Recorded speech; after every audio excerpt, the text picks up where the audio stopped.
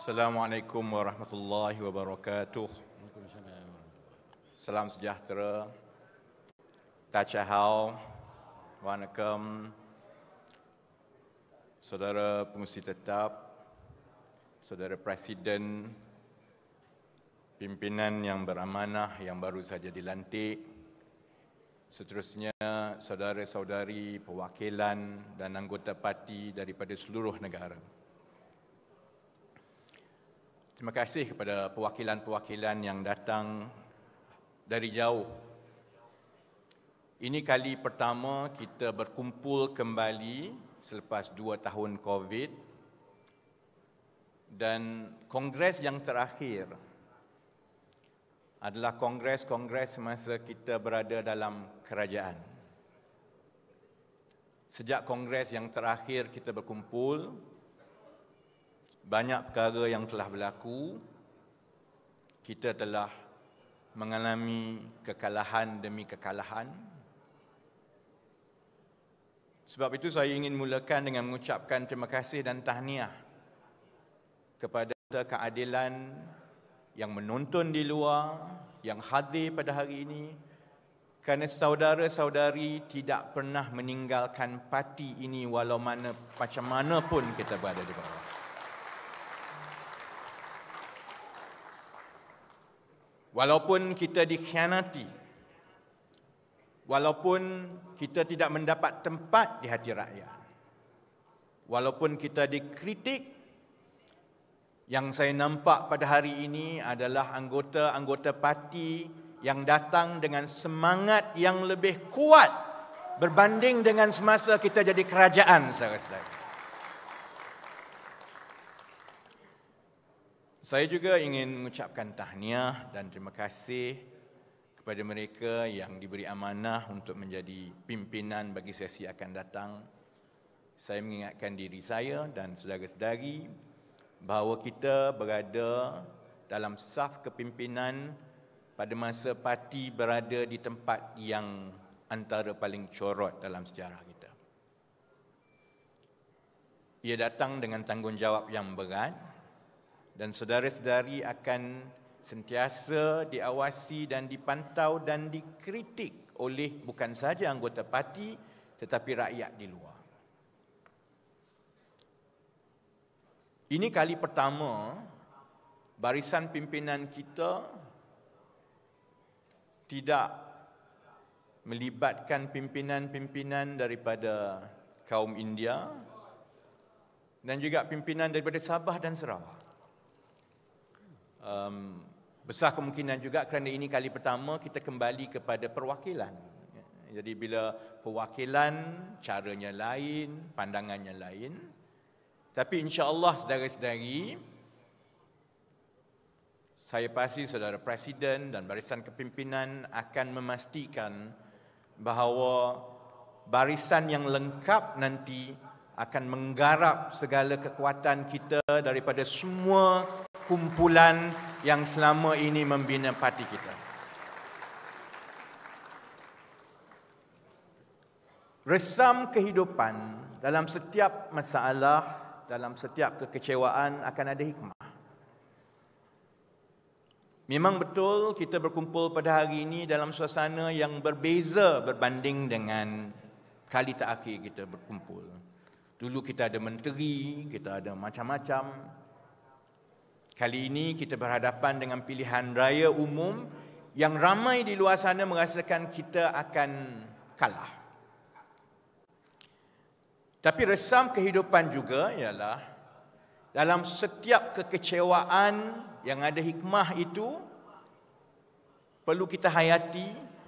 Sebab itu saya nak ajak saudara-saudari kita bermula dengan mengingati kenapa niat kita bersama-sama dalam parti ini, baik mereka yang bermula 98, 99, 2004, 2008, 2014, 2018. Saya tak tahu orang lain yang menyertai parti. Macam saudara Setiausaha Agong sebut tadi, saya tidak ada alasan untuk menyertai parti ini atau terlibat dengan politik kerana saya berada di luar negara. Saya dah bekerja di London pada ketika itu. Cuma selepas apa yang berlaku, sebagai seorang rakyat yang faham ada benda yang betul, ada benda yang tak betul. Sama seperti sebahagian besar daripada saudara-saudari dan anggota kita di seluruh negara, niat sebahagian besar daripada kita menyertai parti ini bukan jawatan, bukan kuasa, bukan habuan saudara-saudari. Niat kita ialah untuk menyumbang kepada rakyat kerana kita yakin rakyat negara ini, adik kakak kita berhak mendapat yang lebih baik daripada kerajaan kita. Kita terpanggil, kalau ada dalam masyarakat kita orang yang ditekan, kalau nampak ketidakadilan yang terlalu terang, kalau orang lain tak nak buat saudara-saudari, keadilan akan berada di depan kerana kita perlu bela orang macam ini. Sebab itu, selepas kita hampir 23 tahun menjadi parti, niat kita melawan UMNO bukan untuk kita jadi kerajaan. Niat kita melawan UMNO kerana UMNO itu adalah lambang dan punca segala kerosakan dan kemasalahan yang ada dalam negara kita. Alhamdulillah, kita telah berjaya menumbangkan UMNO. Najib boleh sembang kencang, dia kalah dengan kita saudara-saudari. Dia lupa. Sebab itu kita telah berjaya menumbangkan UMNO atas niat itu. Dan rakyat di luar tahu jasa kita dan berterima kasih kepada kita. Dan menyelesaikan masalah bukan sahaja sekarang ini soal berucap dan memberikan idea semata-mata. Dia mesti dizahirkan dan diterjemahkan dari segi kecekapan kita, ketangkasan kita, kepintaran kita. Dan bagaimana kita membuktikan di bawah, kalau kita kata Menteri UMNO semua tak cerdik, sudah tentu kita mesti lebih cerdik daripada orang yang kita kata tak cerdik, saudara. Sebab kita berdepan dengan generasi yang sangat berbeza dengan generasi yang kita pernah masuk pilihan raya sebelum ini. Ini bukan generasi saya, generasi 20 tahun lepas yang cepat emosi dan sanggup tinggal semua, turun jalan raya, masuk lokap, kena pukul. Ini bukan generasi itu lagi, saudara-saudari. Ini bukan generasi bersih. 60% daripada pengundi kita kalau pilihan raya dipanggil dalam 3-4 bulan daripada sekarang, 60% umurnya 35 tahun ke bawah. Mereka tak tahu bersih, mereka tak tahu 98, mereka tak tahu 2008. Kebangkitan dan kesedaran politik mereka ialah 2018. Jadi mereka tidak melihat keadilan Pakatan Harapan sebagai parti yang teraniaya, parti yang bawa suara rakyat daripada jalan raya. Mereka tak peduli semua itu.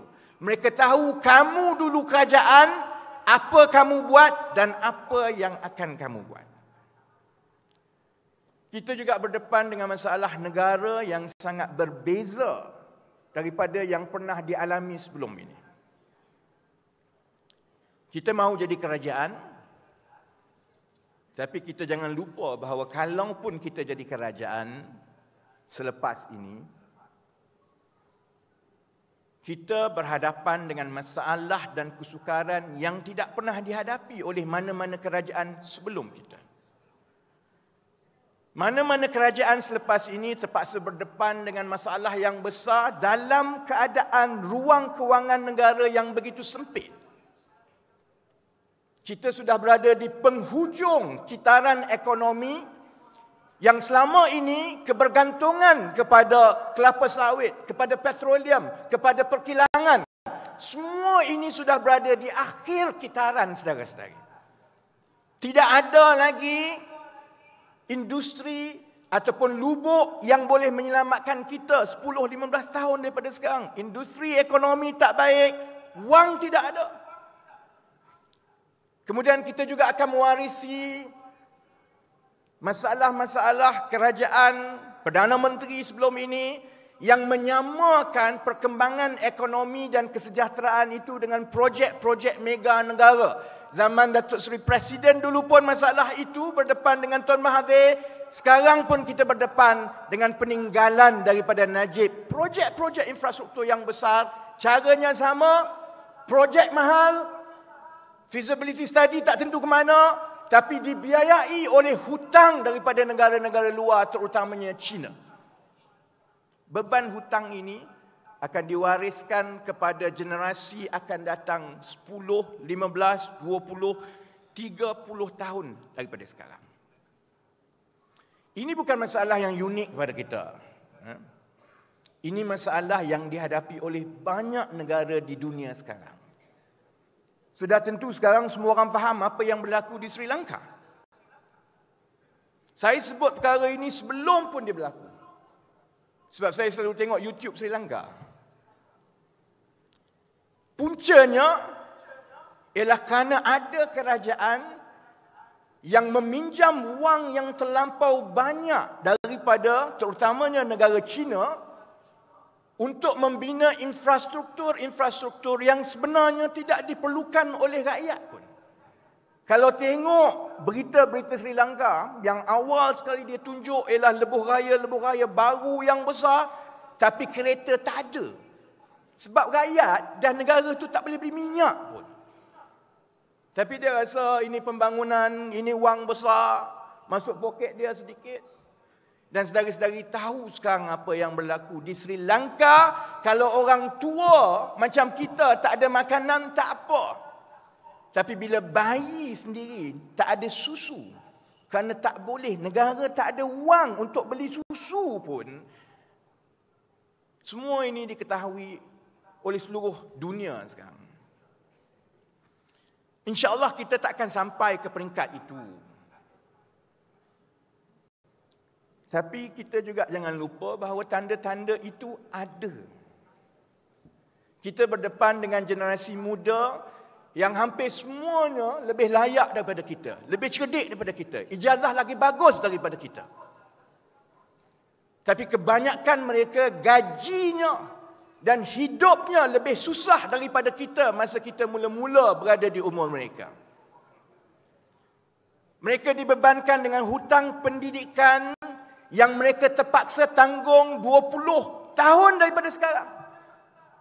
Masuk universiti, kerajaan suruh pergi ambil pendidikan tinggi, dia pun pergi nak ambil pendidikan tinggi. Ibu bapa pun semua ambil lah pinjaman, PTPTN tak PTPTN. Keluar jadi jurutera. Lebih baik jadi Grab food driver, rider daripada jurutera. Janganlah tepuk, sedih.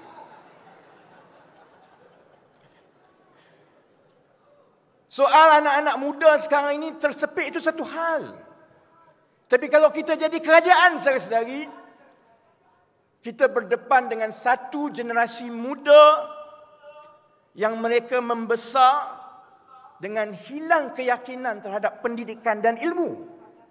Kalau kita keluar universiti, hidup susah, terpaksa bekerja 12 jam sehari. Bila kita berkahwin, ada anak, kita akan beritahu kepada anak-anak kita, tak payahlah belajar susah payah. Kamu tak payah pergi universiti, baik kamu jadi driver, jadi rider, kamu buat kerja. 10, 15, 20 tahun daripada sekarang, kita berdepan dengan generasi yang sekarang ini kalau kita tidak bela, mereka akan ingat dan perturunkan kekecewaan itu kepada anak-anak mereka. Saudara-saudari, kita juga berdepan dengan golongan-golongan tua yang pencen tetapi tidak cukup dengan simpanan. Dalam dewan ni berapa banyak ni? Syed Hussein Ali terus tunduk. Kita berdepan dengan orang-orang warga emas yang simpanan KWSP 10,000 pun tak ada. Beban pencen kerajaan sekarang sudah menjadi terlalu besar. Akan sampai satu masa negara kita tidak mampu membayar pencen. Pada masa yang sama, orang hidup lebih lama. Jangka hayat lebih lama. Sekarang 72. Kalau tengok Tun Mahathir dah 95. Semua setuju dah? Allahu Akbar. Jadi kita berdepan dengan golongan muda yang terkesamping. Kita berdepan dengan golongan tua yang langsung tidak ada sebarang jaringan sosial untuk mereka di hidup tua. Mereka melabur untuk hantar anak masuk universiti supaya boleh hidup senang macam generasi terdahulu. Mereka tak dapat, mereka terpaksa tanggung sendiri. Sebab itu saudara-saudari, cabaran kita sekarang bukan lagi semata-mata untuk membuktikan bahawa UMNO itu buruk. Orang tahu UMNO itu buruk, saudara-saudari. Cabaran kita ialah bagaimana kita mencari penyelesaian, membuka minda, memberi wawasan kepada generasi ini bahawa kita parti masa depan yang ada hala tujuan, ada jawapan. Kita mampu mengubah masa depan mereka yang kalau kekal di tangan kerajaan sekarang, hancur punah ranah, saudara-saudari. Sebab itu, sahabat-sahabat, perbezaan pendapat kita dalam parti bukan soal setia kepada presiden, saudara-saudari. Dia bukan soal saya ataupun orang lain mahu atau tidak mahu saudara presiden jadi Perdana Menteri. Soalnya ialah kita mesti mencari jalan untuk menawarkan yang terbaik kepada rakyat. Supaya rakyat yakin kepada kita. Sebab bila rakyat yakin kepada kita, baru presiden boleh jadi Perdana Menteri, saudara-saudari.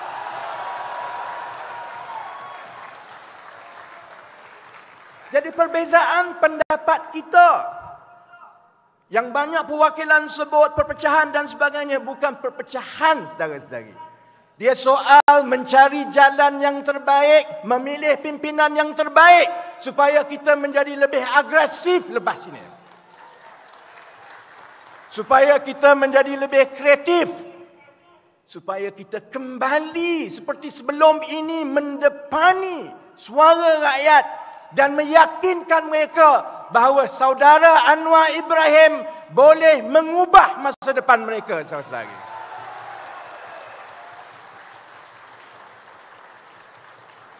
Sebab itu saya tahu ramai yang kurang selesa dengan cara saya. Sebab saya orang korporat.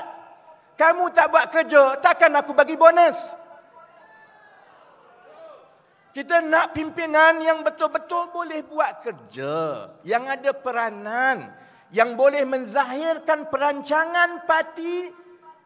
Supaya kita dekat dan dapat meyakinkan rakyat. Kerana itu jalan kita kepada kemenangan di Putrajaya. Kita tidak mahu pimpinan ataupun wakil rakyat yang kehadiran mereka hanya untuk mengikut presiden, saudara-saudari. Kita tak mahu kalau presiden turun berkempen, sepatutnya dia pergilah kempen tempat lain. Yang kamu ikut presiden tu sebab apa?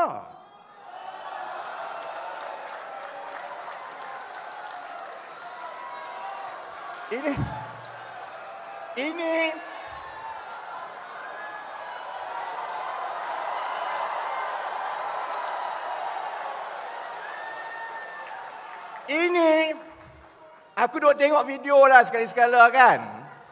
Ini presiden duk turun ni berpeluh rambut pun dah tak macam mana. Malah komen pasal rambut lah, sensitif kan.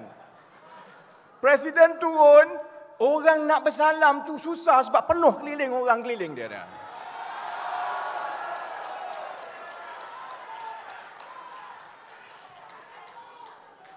Itu yang kita suarakan. Tidak cukup dengan Datuk Seri Anwar Ibrahim semata-mata berkempen untuk kita menang, saudara-saudari. Tak boleh semata-mata kamu jadi ahli majlis pimpinan pusat, kamu ada jawatan. Cukup untuk kamu bersuara kalau kononnya ada orang sentuh presiden. Tak boleh. Rakyat susah, kamu kena bersuara. Najib berleluasa, UMNO makin menggila, kamu kena lawan. Kita tak mahu pimpinan yang peranan mereka hanya melaungkan kesetiaan kepada parti dan presiden dan mereka merasakan itu cukup untuk menghalalkan yang mereka tak buat kerja saudara-saudari.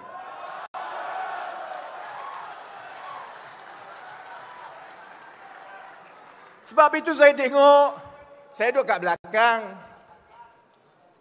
Saya tengok ucapan penggulungan, banyak yang bimbang, parti berpecah dan sebagainya.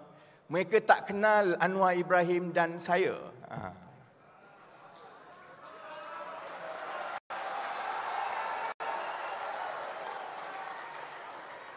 Saya tak bimbang, saudara-saudari, kalau orang kata parti ini berpecah. Biarlah dia kata, UMNO, dia duduk tengah tepuk tangan, esok UMNO menangis, saudara-saudari.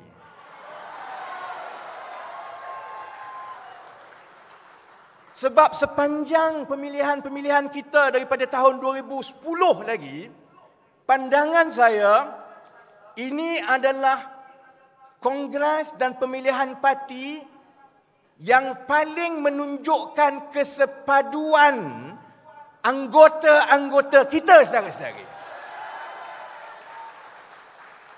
Sebab dari segi keputusan pemilihan, dari segi kempen pemilihan, anggota akar umbi secara majoriti dan telah dizahirkan di peringkat MPP, di peringkat AMK, di peringkat wanita, di peringkat pimpinan utama. Mereka menghantar kita beberapa isyarat. Isyarat pertama ialah kita mahu kekuatan yang kita bina atas diri kita sendiri, saudara-saudari.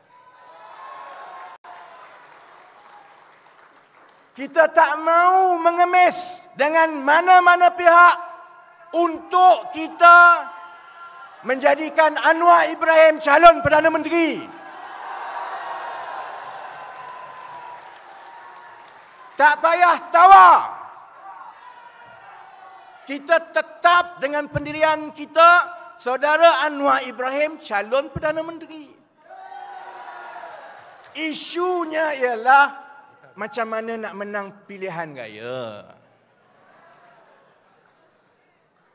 Kita juga tahu bahawa kita perlu menjadi parti yang bertanggungjawab.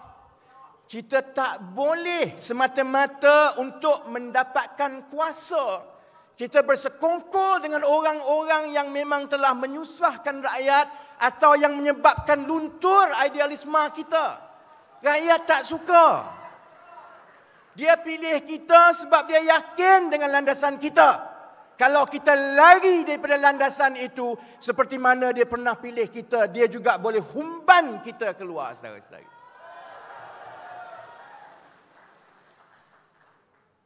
Saudara Pengerusi Tetap, 5 minit lagi sebelum bunyi, no? Sila.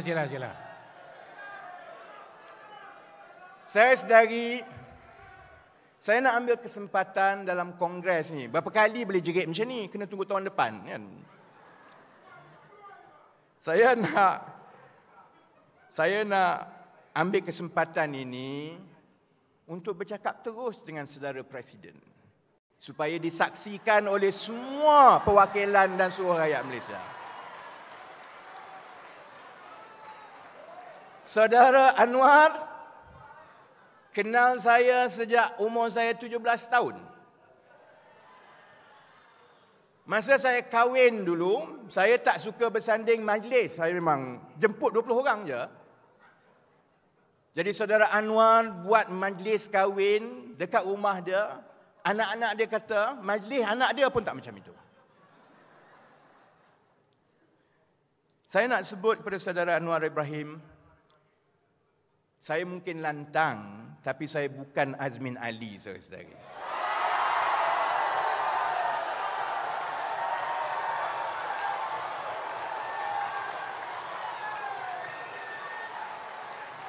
Saudara-saudari, saya telah buktikan saya tidak berminat dengan jawatan menteri ataupun jawatan awam.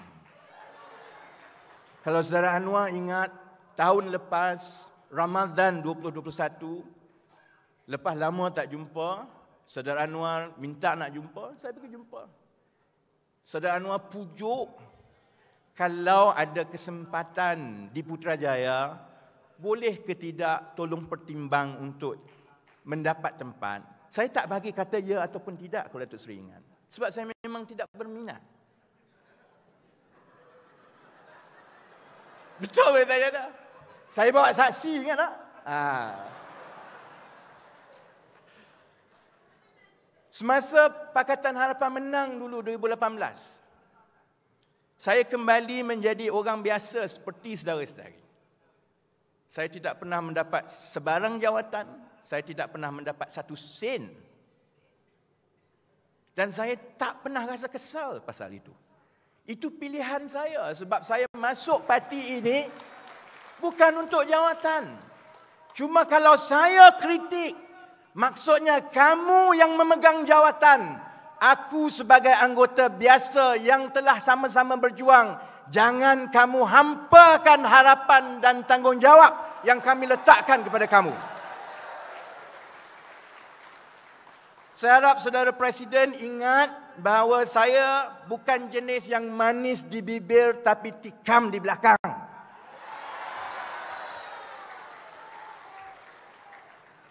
Saya tak pernah berjanji, saudara-saudari, masa Datuk Seri Anwar masuk dalam penjara, saya tak pernah berjanji akan pecahkan tembok penjara untuk bebaskan dia. Depan janji, belakang dia pergi runding, dia nak jadi calon Perdana Menteri, saudara-saudari. Saya memang tidak angkat, tidak julang, tidak puji. Kalau saudara-saudari, kalau saudara Presiden nak kecil hatilah. Tapi saya harap saya dihakimi dan diadili dengan usaha saya, dengan kerja saya, dengan konsistensi saya menyebut beberapa perkara. Sebab masa Datuk Seri Anwar berada di dalam penjara, kami tunggu tembok tak pecah-pecah lagi. Akhirnya kami terpaksa jugalah keliling satu Malaysia untuk memenangkan saudara-saudari di kursi di seluruh Malaysia. Kerana kita yakin hanya dengan parti menang Pakatan Harapan akan dapat membebaskan Datuk Seri Anwar Ibrahim daripada penjara.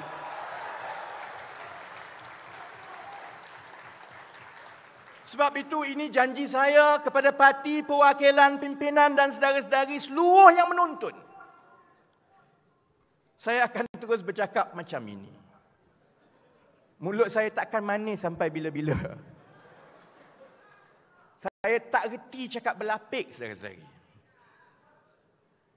Sebab saya berpandangan berbeza. Saya berpandangan bahawa ingatan itu sangat penting kepada kita. Apatah lagi kalau kita berada di tempat yang memikul tanggungjawab. Apatah lagi kalau amanah itu adalah untuk kita menjaga rakyat dan negara yang kalau salah tergelincir lagi teruk. Ingatan itu penting.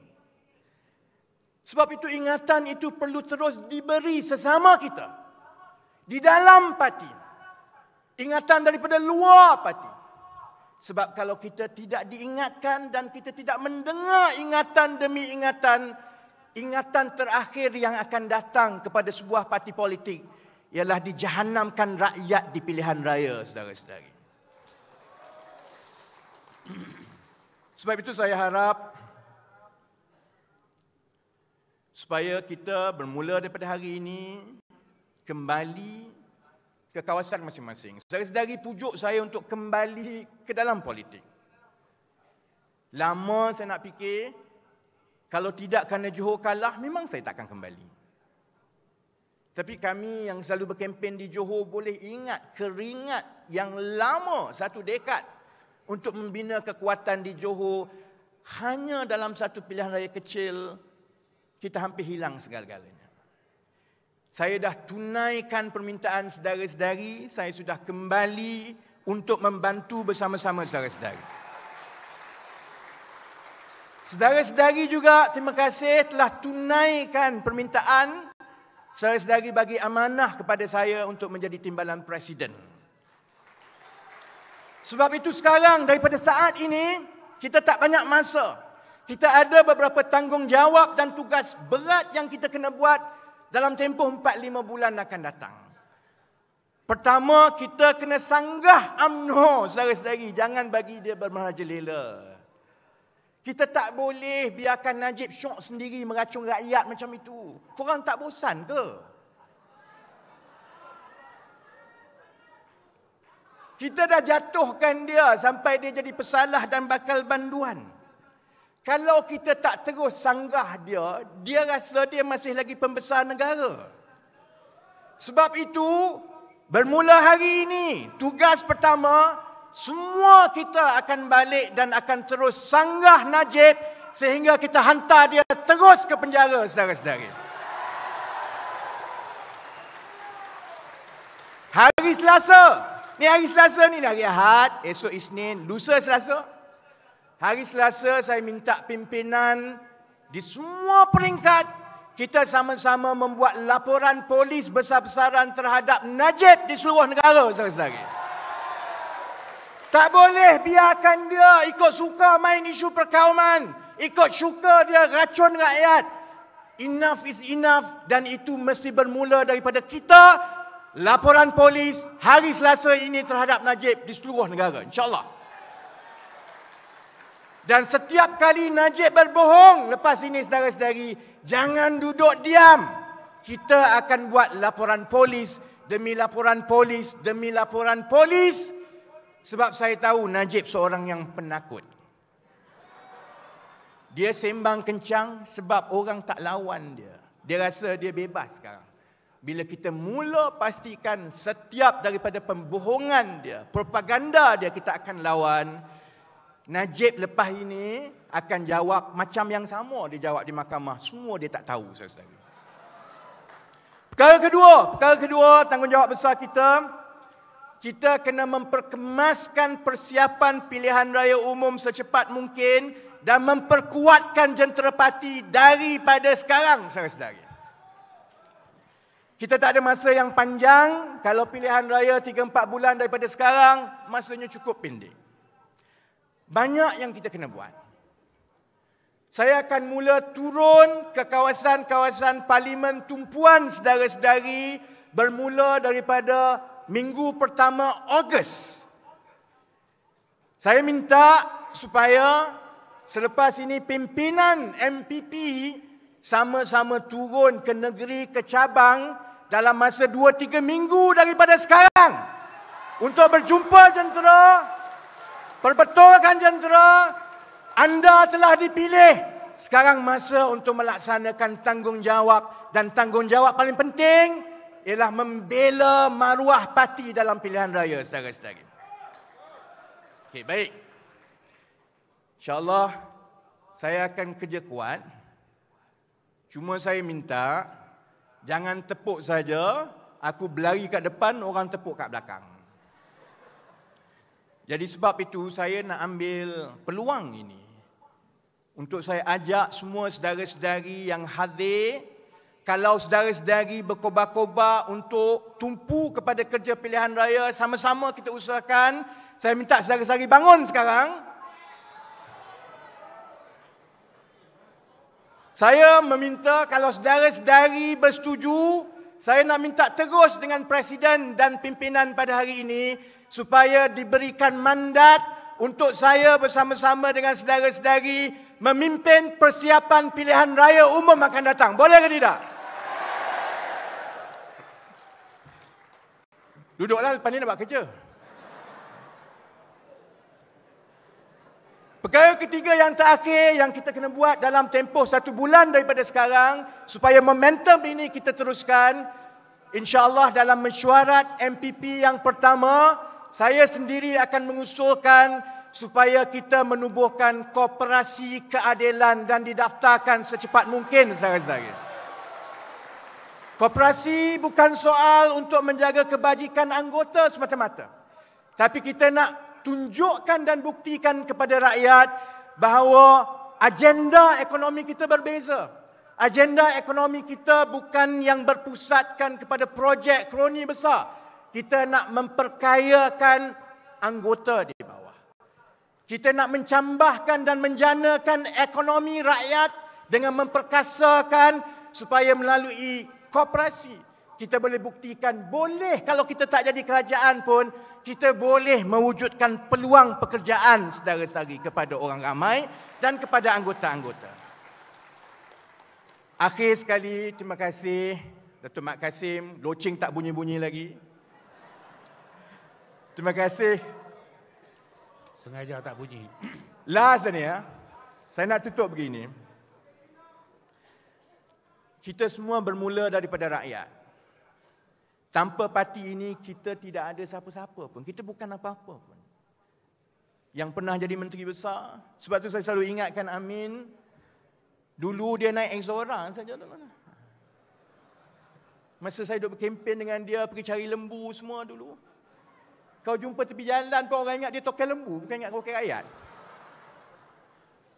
Kita tidak ada apa-apa sebelum kita ada dalam parti ini.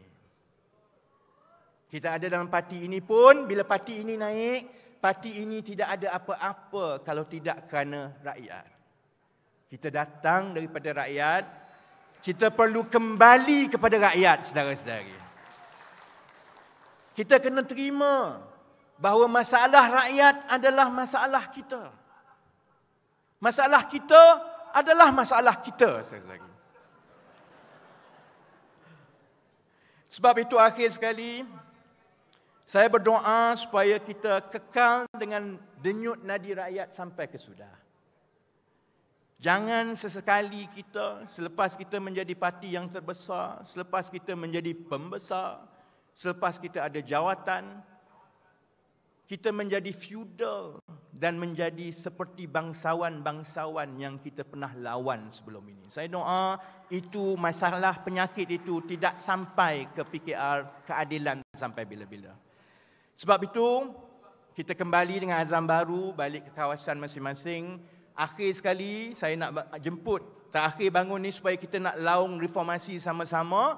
Cuma, ada sedikit perbezaan. Kita selalu jerit reformasi. 20 tahun reformasi. Yang baru-baru ni pun tak faham pemenatang apa korang jerit reformasi ni. Kali ini, bila saudara-saudari jerit reformasi, saya nak kita laung supaya hati nurani kita terkesan. Supaya kita ingat kenapa kita berada di dalam parti ini. Apa itu makna reformasi? Kenapa kita mesti kekal dengan budaya jiwa merdeka kita? Kenapa reformasi itu penting? Kerana kita faham power corrupts power corrupts absolutely, saudara-saudari. Sebab itu kita perlukan reformasi, kita perlukan ingatan, kita perlukan jalan ke depan. Supaya kita sentiasa bersama-sama dengan denyut nadi rakyat. Jadi akhir sekali, jom kita jerit reformasi ramai-ramai.